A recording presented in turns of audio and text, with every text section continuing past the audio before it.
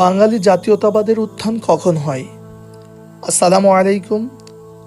আজ আমরা জানব একটি গুরুত্বপূর্ণ ইতিহাস, বাঙালি জাতীয়তাবাদের প্রকৃত উত্থান, যা ঘটেছিল সুলতানি আমলে।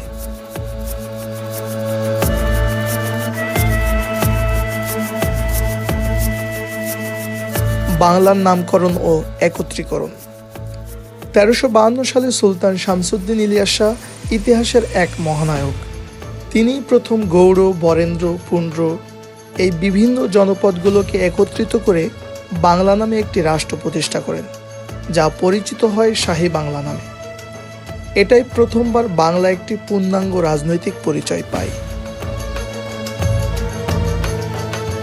বাংলা ভাষা ও মুদ্রা প্রচলন। সুলতানি যুগেই প্রথমবার রাষ্ট্রীয়ভাবে বাংলা ভাষা ও বাংলা মুদ্রার প্রচলন শুরু হয়। কল্পনা করুন, রাজকীয় দরবারে, মুদ্রায়, সাহিত্যে সর্বত্রই বাংলা ভাষা। এটাই আমাদের ভাষাগত জাতীয়তাবাদের ভিত্তি।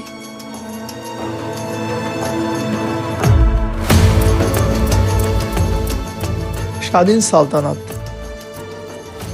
দিল্লি সালতানাত থেকে স্বাধীন থাকে বাংলার সুলতানরা।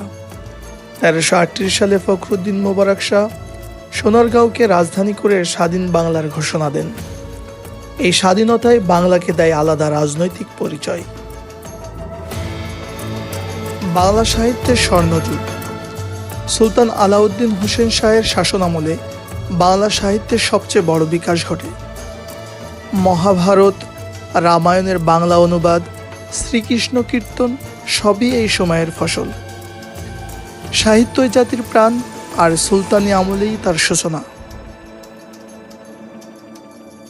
সাম্প্রদায়িক সম্প্রীতি। সুলতানি যুগের সবচেয়ে উল্লেখযোগ্য দিক, হিন্দু মুসলিম সহাবস্থানের সবচেয়ে নিরাপদ সময়। রাজা গণেশ মুসলমান হয়ে সুলতান হন, হিন্দু পণ্ডিতরা দরবারে সম্মানিত হন। এই সম্প্রীতি বাঙালি জাতিসত্তার মূল ভিত্তি। বাঙালি জাতীয়তাবাদ কোনো আধুনিক ধারণা নয়, কিংবা কলকাতার বয়ানে বাঙালি জাতীয়তাবাদ নয়। এর শিকড় প্রথিত সুলতানি আমলে মুসলমানদের হাতে।